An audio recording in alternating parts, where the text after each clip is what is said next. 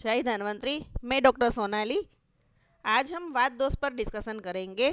यह वीडियो मैंने खास तौर उन स्टूडेंट्स के लिए बनाया है जिन्हें आयुर्वेद को समझने तथा याद रखने में दिक्कत होती है, तो आप मेरा यह वीडियो अंत तक जरूर देखें। इस वीडियो में मैं पहले वात दोष के पर्याय, गुण तथा प्राकृत कर्म बताऊंगी और इसे कैसे याद रखना है वह ट्रिक के साथ एक्सप्लेन करूंगी। बाद में वात के 5 प्रकार, स्थान, प्रकृतिस्थ गुण तथा प्राकृत और विकृत कर्म के विषय में जानकारी दूंगी। साथ में शॉर्ट क्वेश्चन और एमसीक्यू के लिए भी ट्रिक्स बताऊंगी। यह वीडियो आपको एग्जाम प्रिपरेशन के लिए उपयोगी होगा, तो इसे अंत तक जरूर देखें। तो आइए शुरू करते हैं आज का टॉपिक, वात दोष। त्रिदोष में वात दोष सबसे ज़्यादा इम्पोर्टेंट है, क्योंकि वात दोष बॉडी की सारी एक्टिविटीज़ को कंट्रोल करता है। वात दोष के मोटिवेशन और इन्वॉल्वमेंट के बिना शरीर की कोई भी क्रिया संभवित नहीं है। सबसे पहले वात दोष के पर्याय देखते हैं। आचार्य सुश्रुत ने नित्य, सर्वत्र, स्वयंभू, सर्वात्मा, सर्वलोक नमस्कृत, भगवान, दोषों में नेता, रोगराट समूह, द्विगुण, दीर्घगामी, रजोगुण बहुल, व्यक्तकर्मा, अव्यक्त, आशुकारी, अचिंत्य वीर्य आदि पर्याय बताए हैं। तथा आचार्य चरक ने मृत्यु, यम, नियंता, प्रजापति, अदिति, अव्यय, विभु, विश्वकर्मा, विश्वरूपा, सर्वज्ञ, भगवान, सूक्ष्म, विष्णु आदि पर्याय बताए हैं। इतने सारे पर्याय एग्जाम में याद रखना जरूरी नहीं है, आप 5-6 पर्याय याद रख सकते हो। जैसे कि आचार्य सुश्रुत ने आशुकारी तथा अचिंत्य वीर ये 2 रासायनिक गुण बताए हैं, इसीलिए इसका पर्याय द्विगुणी भी है, साथ में आशुकारी और अचिंत्य वीर्य भी है। ऐसे आप 3 पर्याय एक साथ याद रख सकते हो। इसके अलावा रजोगुण की बहुलता के कारण रजोगुण बहुल यह भी एक पर्याय है, और बात को सिर्फ कर्म के द्वारा जान सकते हैं, इसलिए व्यक्त कर्मा भी इसका एक पर्याय है। अब जो पर्याय के बारे में इम्पोर्टेंट पॉइंट है जो एमसीक्यू या शॉर्ट क्वेश्चन में आ सकते हैं वह बताती हूँ। आचार्य चरक ने अव्यय, विभु, विश्वकर्मा और विश्वरूपा ये 4 पर्याय वायु और आत्मा इन दोनों के लिए बताया है। आचार्य सुश्रुत ने वायु, काल और जठराग्नि सभी के लिए भगवान पर्याय दिया है। आचार्य काश्यप ने अन्न को प्रजापति कहा है, जबकि आचार्य चरक ने वात को प्रजापति की संज्ञा दी है। अब वात के गुण अर्थात क्वालिटी के बारे में जानते हैं। सबसे पहले देखते हैं भौतिक गुण। आचार्य चरक ने कहा है कि वृक्षः शीतो लघु सूक्ष्मश्चलो अथ विशद खरः, अर्थात वृक्ष, लघु, शीत, सूक्ष्म, चल, विशद और खर यह वात के 7 गुण है। आचार्य चरक ने सूत्रस्थान अध्याय 12 में वात कलाकलीय अध्याय में जो 8 आचार्य द्वारा वात संबंधी तद्वित संभाषा परिषद का जिक्र किया है, तब आचार्य कुश ने कहा है कि वृक्ष, लघु, शीत, दारुण, खर, विशदाः षडी में वात गुणा भवन्ति। यहाँ पर कुश ने वात के 6 गुण बताए हैं, वृक्ष, लघु, शीत, दारुण, खर और विशद। यहाँ पर आचार्य चरक ने जो सूक्ष्म और चल गुण बताया है, इसके बदले आचार्य कुश ने दारुण गुण का वर्णन किया है। आचार्य वाग्भट ने अष्टांग हृदय में कहा है कि तत्र वृक्षो लघु शीतः खर सूक्ष्म चलो नीलः, अर्थात वाग्भट ने चरकोक्त विशद गुण नहीं माना है। इसके अलावा वृक्ष, लघु, शीत, खर, सूक्ष्म और चल ये 6 गुण बताए हैं। अब यह गुण को देखते हैं। पहला है वृक्ष अर्थात ड्राई, बॉडी में जहाँ जहाँ ड्राइनेस दिखेगी वहाँ वहाँ वात की उपस्थिति होगी। दूसरा गुण है शीत अर्थात कोल्ड। तीसरा है लघु अर्थात लाइट। फिर है सूक्ष्म अर्थात माइन्यूट। आगे चल अर्थात मोबाइल। विशद मतलब क्लियर तथा खर अर्थात रफ। ये 7 गुण मेन है। यहाँ पर आपको वृक्ष और खर में कंफ्यूज नहीं होना है। वृक्ष का मतलब है ड्राई और खर का मतलब है रफ। आगे इसके अलावा आचार्य कुश ने दारुण गुण बताया है। उसका मतलब होता है भयानक, उग्र।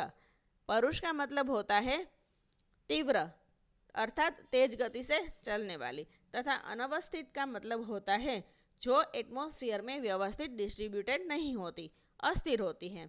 और लास्ट में है योगवाही अर्थात एडेप्टेबिलिटी, जो वात की यूनिक प्रॉपर्टी भी है। जब एयर हॉट सरफेस से पास होती हैं तो हॉट बनती हैं, और रिवर जैसी कोल्ड सरफेस के ऊपर से पास होती है तो शीतल बनती है। इसी गुण को योगवाही कहते हैं। यह एमसीक्यू के लिए इम्पोर्टेंट पॉइंट है। शॉर्ट क्वेश्चन में भी काफ़ी बार आ चुका है कि वात की यूनिक प्रॉपर्टी कौन सी है, तो योगवाही है वह वात की यूनिक प्रॉपर्टी है। अब यह जो 7 गुण हैं इसको याद रखने के लिए मैंने न्यूमोनिक दिया है। रूल है कि शीत सूक्ष्म वायु चलती है बिखरती है, यह सिंपल रूल है। यहाँ पर रूल से वृक्ष और लघु, फिर शीत, फिर सूक्ष्म, चलती से चल और बिखरती से विशद और खर, ऐसे आप 7 गुण याद रख सकते हो। आगे देखते हैं रासायनिक गुण अर्थात केमिकल क्वालिटी। आचार्य चरक ने अमूर्त और योगवाही यह 2 गुण बताए हैं। अमूर्त अर्थात जो मूर्तिवान नहीं है, जिसे हम देख नहीं सकते, और योगवाही मतलब जब वायु गर्म चीज के संपर्क में आती है तब गर्म बन जाती है और ठंडी चीज के संपर्क में आने पर ठंडी बन जाती है, अर्थात दूसरे के गुण को अपने अंदर ग्रहण करती है। आचार्य सुश्रुत ने आशुकारी तथा अचिंत्य वीर्य बताया है। आशुकारी का मतलब होता है रैपिड एक्शन वाला, जैसे शरीरगत वायु बाकी दोष धातु मल को शीघ्र ही शरीर में फैलाता है, और अचिंत्य वीर्य का मतलब होता है कि वायु में फैलने तथा कर्म कराने की जो शक्ति है वो स्पेशल एबिलिटी है, इसे हम एक्सप्लेन नहीं कर सकते, अनुमान से या परोक्ष प्रक्रिया से जान सकते हैं, इसलिए अचिंत्य वीर्य है। मानसिक गुण के बारे में शारंगधर ने बताया है कि वायु में रजोगुण रहता है। आप सब जानते हैं कि मानसिक गुण 3 हैं, सत्व, रज और तम। इसमें से वायु में रजोगुण रहता है। यूँ देखा जाए तो रज और तम को मानसिक गुण नहीं बल्कि मानसिक दोष भी बताया है। फिर भी अगर शॉर्ट क्वेश्चन में मानसिक गुण के बारे में क्वेश्चन आए तो आप रजोगुण लिख सकते हो। नैसर्गिक गुण देखते हैं। जब पंच महाभूत की उत्पत्ति हुई तब आकाश महाभूत में शब्द गुण और बाद में वायु महाभूत में आकाश के शब्द गुण के साथ साथ स्पर्श गुण की उत्पत्ति हुई, इसीलिए शब्द और स्पर्श यह 2 नैसर्गिक गुण वात में उपस्थित रहते हैं। प्राकृतिक गुण देखें तो रजोगुण प्रधान है, इसीलिए रजोगुण बहुल एवच कहा गया है। आगे देखते हैं स्वरूप। वह अमूर्त है, मूर्तिवान नहीं है और अव्यक्त है। अव्यक्त होते हुए भी हम कर्म द्वारा वात को जान सकते हैं।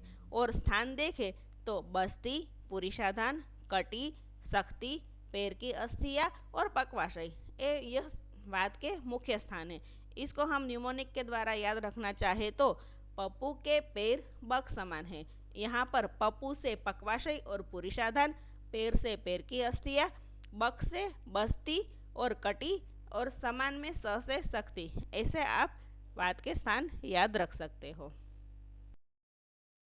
अब पहले वायु के प्राकृत कर्म देखते हैं, बाद में इसे कैसे ट्रिक के साथ याद करना है वह भी मैं एक्सप्लेन करूंगी। आप सब जानते हैं कि वा गति गंधनयोः, अर्थात वात का मुख्य कर्म गति और गंधन है। गति का मतलब होता है मूवमेंट और गंधक का मतलब होता है इंटरेस्ट, रिस्पॉन्स टू समथिंग या फिर कैरिंग अ मैसेज, जिसे हम उत्साह भी कहते हैं। अब चरक सूत्र स्थान के श्लोक के अनुसार वायु के कर्म देखते हैं। पहला है वायुस तंत्र यंत्र धरः, अर्थात शरीर रूपी यंत्र को धारण करके तंत्र को गति प्रदान करता है। यहाँ पर तंत्र यंत्रधर है, यंत्र तंत्रधर नहीं है, यह ध्यान रखना है। यंत्र का मतलब है शरीर और तंत्र का मतलब है सिस्टम। तंत्र को गति प्रदान करना अर्थात सिस्टम को मूवमेंट देता है, सिस्टम को कार्यान्वित करता है। दूसरा है प्रवर्तक चेष्टानाम उच्चवचानाम, अर्थात शरीर की सारी चेष्टाओं का प्रवर्तक है। बाद में है नियंता प्रणेता च मनसः, अर्थात मन को नियंत्रण में रखता है और अपने अपने विषयों में लगाता है। आगे है सर्वेंद्रियाणाम उद्योतकः, अर्थात सर्व इंद्रियों को अपने विषयों की तरफ प्रवृत्त करता है। फिर है सर्वेंद्रियाणाम अभिवोढः, अर्थात सर्वे इंद्रियों के ज्ञान को मस्तिष्क तक पहुंचाकर कर्मेंद्रिय को क्रियाशील बनाता है। बाद में है सर्व शरीर धातु व्यूहकर, शरीर की धातु को यथास्थान स्थापित कर कर्म में प्रवृत्त करता है। अब शरीर की सारी धातु को यथास्थान रखने के लिए क्या करना पड़ता है, तो संधान करता है। यह भी एक वायु का कर्म है, जैसे संधान कर शरीरस्य, शरीर के अंगों को एक दूसरे से संधान करता है और संधान के द्वारा ही यथास्थान स्थापित कर कर्म में प्रवृत्त कराता है। प्रवर्तको वाचः अर्थात वाणी की उत्पत्ति करता है। प्रकृति ही शब्द स्पर्शयोः अर्थात शब्द और स्पर्श की उत्पत्ति करता है। श्रोत्र स्पर्शनयोर मूलम अर्थात श्रोत्रेंद्रिय और स्पर्शेंद्रिय का मूल है। हर्षोत्साह योर योनि ही हर्ष और उत्साह का मूल कारण है। समीरणो अग्नि अग्नि को उत्तेजित करता है। अब हर्ष और उत्साह का जो मूल कारण है वह गंधन गुण के कारण है। अग्नि को उत्तेजित करता है। यहाँ पर एक क्वेश्चन हो सकता है कि वायु का गुण तो शीत है, फिर वह अग्नि को उत्तेजित कैसे करता है? तो वायु है वह पाचक पित्त को उत्तेजित करके पाचक पित्त के साथ मिलकर अपने योगवाही गुण के कारण अग्नि को उत्तेजित करता है। आगे है संशोषणो दोषाणाम दोषों का शोषण करता है जो वायु के वृक्ष गुण के कारण होता है। क्षेप्तार बहिर्मला नाम अर्थात मल को बाहर निकालता है जो भी वायु के चल गुण के कारण संभवित है। आगे है स्थूलाणु स्रोतसाम मेता स्थूल व सूक्ष्म स्रोतस का निर्माण करता है जो वायु के सूक्ष्म गुण के कारण होता है। कर्ता गर्भाकृति नाम गर्भ की आकृति का निर्माण करता है। यह भी उसकी मूवमेंट गुण चल गुण के कारण ही संभवित है। आयुषोर अनुवृत्ति प्रत्यय भूतो अर्थात आयुष्य की अनुभूति वह जीवन का ज्ञान करवाता है। तो यह सारे वात के कर्म है। अब इसे कैसे याद रखना है वो मैं आपको बताती हूँ। सबसे पहले आपको 7 कर्म लाइन में याद रखने हैं जिसमें सबसे पहला है तंत्र यंत्रधर अर्थात शरीर का रूपी यंत्र शरीर रूपी यंत्र के सारे तंत्र को धारण करता है। अब ये तो हो गई फुल बॉडी की बात। अब इसके बाद सबसे पहले हम सिर्फ शरीर का देखेंगे तो शरीर को चेष्टा प्रदान करते हैं। उसके बाद मन का देखेंगे तो मन को नियंत्रण में रखता है। शरीर और मन के बाद इंद्रिय देखेंगे तो इंद्रियों का प्रवृत्त करता है और इंद्रियों को क्रियाशील बनाता है तथा कर्मेंद्रिय को प्रगतिशील बनाता है। तो ये हो गई इंद्रिय की बात। अब शरीर मन और इंद्रिय अलग अलग हो गए। अब पूरे शरीर की बात करेंगे तो पूरे शरीर की धातुओं को यथास्थान रखता है और यथास्थान रखने के लिए क्या जरूरी है? संधान कर्म। तो शरीर का संधान करता है। तो ये 7 है वह आप ऐसे एक के बाद एक याद रख सकते हो। इसके बाद हम सिर्फ श्रोत्रेंद्रिय और स्पर्शेंद्रिय के लिए 3 कर्म याद करेंगे। श्रोत्रेंद्रिय और स्पर्शेंद्रिय का मूल है शब्द और स्पर्श की उत्पत्ति करता है तथा वाणी की उत्पत्ति करता है। तो ये जो 3 कर्म है वो कर्ण और स्पर्श त्वचा के आधारित है। उसके बाद हम सिर्फ गंधन से हर्ष और उत्साह का मूल कारण है ये याद रखेंगे। ये भी 4 एक साथ याद रखेंगे। अब हर्ष और उत्साह के लिए क्या जरूरी है? तो एक तो खाना पीना ठीक से होना चाहिए और दोष और मल नहीं रहना चाहिए। तो अग्नि को उत्तेजित करता है और बाद में दोषों का शोषण करता है और मल को बाहर निकालता है। ये 3 कारण से हम हर्ष और उत्साह प्राप्त कर सकते हैं। तो सबसे पहले तो आपको 7 याद रखने हैं। उसके बाद शब्द वाले 3, श्रोत्रेंद्रिय स्पर्शेंद्रिय वाले 3 और उसके बाद गंधन से 4 कर्म। ऐसे आप 7 + 3 10 + 4 14 को याद रख सकते हैं। इसके बाद ये 3 है उसमें एक तो स्रोतस का निर्माण, फिर गर्भ का निर्माण और आयुष्य तथा जीवन की अनुभूति। तो ऐसे आप 3 याद कर सकते हो। अगर एक के बाद एक आप ऐसे ध्यान से सोच समझ कर याद रखोगे तो ये इतना डिफिकल्ट नहीं है, आप इजीली याद कर सकते हो। अब वात के प्रकार व स्थान के बारे में जानते हैं। वात के प्रकार 5 है। प्राणवायु, उदान वायु, समान वायु, व्यान वायु और अपान वायु। अब वात के स्थान देखते हैं। सबसे पहले चरकानुसार प्राणवायु का स्थान है मूर्धोर कंठ, जिह्वास्य नासिका अर्थात मूर्धा मतलब शीर, उरह प्रदेश, कंठ, जिह्वा और नासिका। उदान वायु का स्थान है नाभ्युर कंठ, नाभि, उरह और कंठ। ये आपको इजीली याद रहे इसलिए मैंने बताया है। प्राणवायु में मूर्धोर कंठ, उदान वायु में नाभ्युर कंठ। मूर्धोर कंठ के साथ जीवास्य नासिका। प्राणवायु का मूर्धोरकंठः जीवस्य नासिका और उदान वायु का नाभ्युरकंठ। आप ऐसे याद करोगे तो इजीली याद हो जाएगा। समान वायु का स्थान है अंतराग्नेश्च पार्श्वस्थ अर्थात अंतराग्नि के पार्श्व में। व्यान वायु का स्थान है समस्त शरीर और अपान वायु का स्थान है वृषण, बस्ती, मेढ्र, उरु, नाभि, वक्षण और गुद।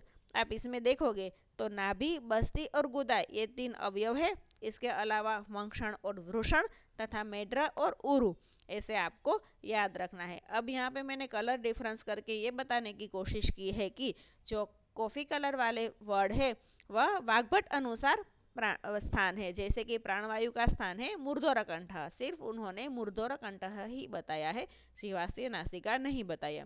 उदान वायु में सिर्फ उरह प्रदेश बताया है, नाभि और कंठ नहीं बताया। समन वायु में अंतराग्नेश्च पार्श्वस्थ के बदले अंतराग्नि के समीप बताया है।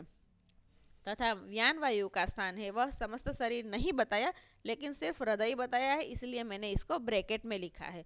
और अपान वायु का स्थान है वह बस्ती, मेढ्र और उरु बताया है।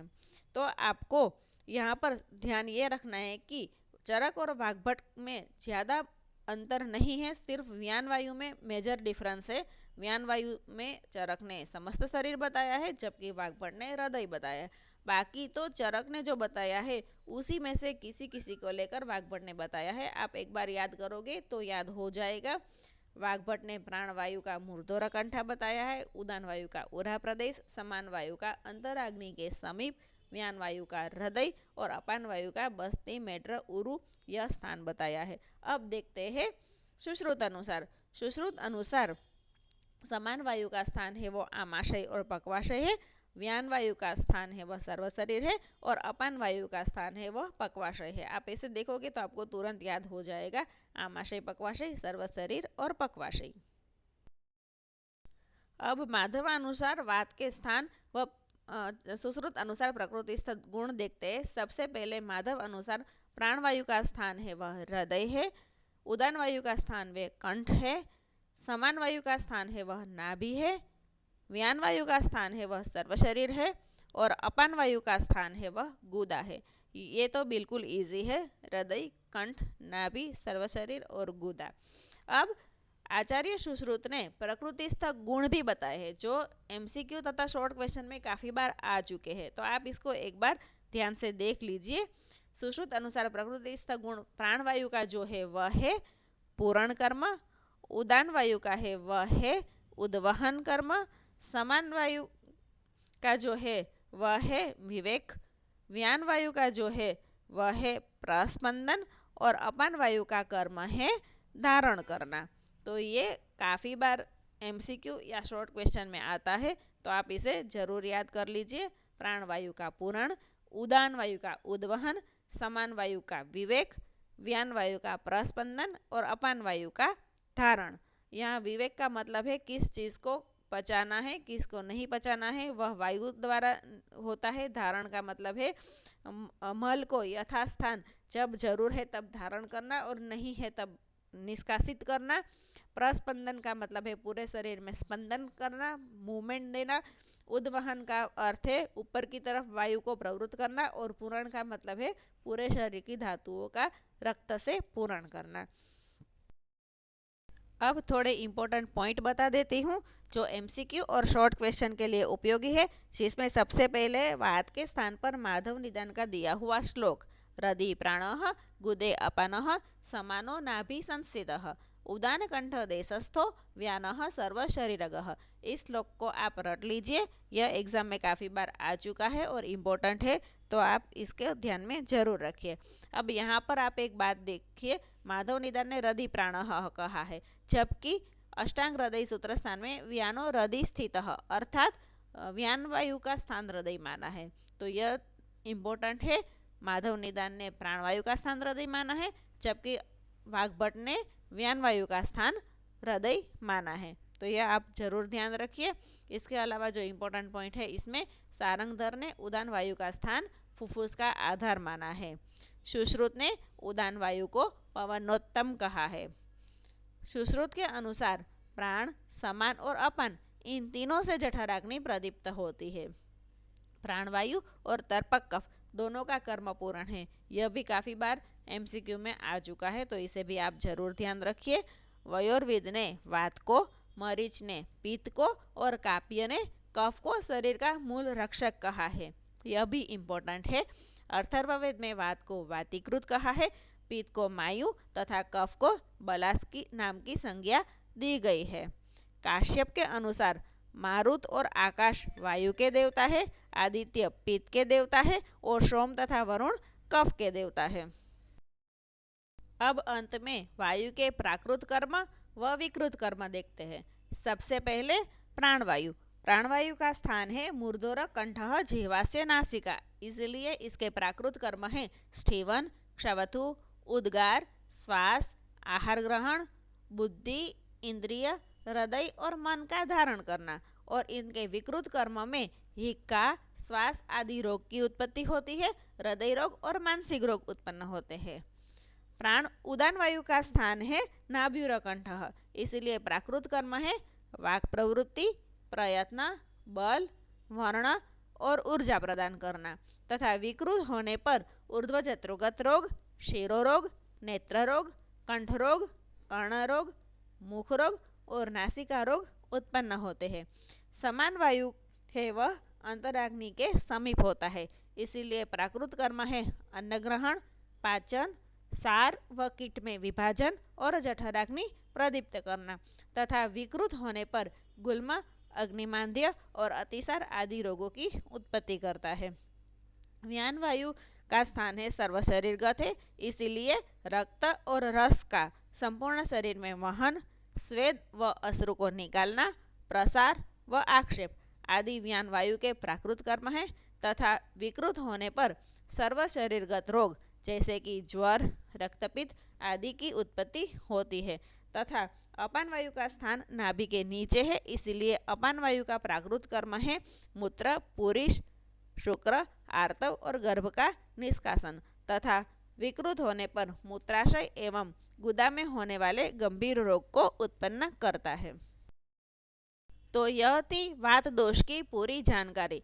दोस्तों, आपको ये जानकारी कैसी लगी ये कमेंट सेक्शन में ज़रूर बताएं, ताकि अगर आपकी कोई रिक्वायरमेंट हो तो उसे मैं अगले वीडियो में फुलफ़िल कर सकूं। अगर आपको मेरा यह वीडियो पसंद आया हो तो इसे लाइक करें, अपने फ्रेंड्स के साथ शेयर करें तथा मेरी चैनल को सब्सक्राइब करना ना भूलें। Thank you so much.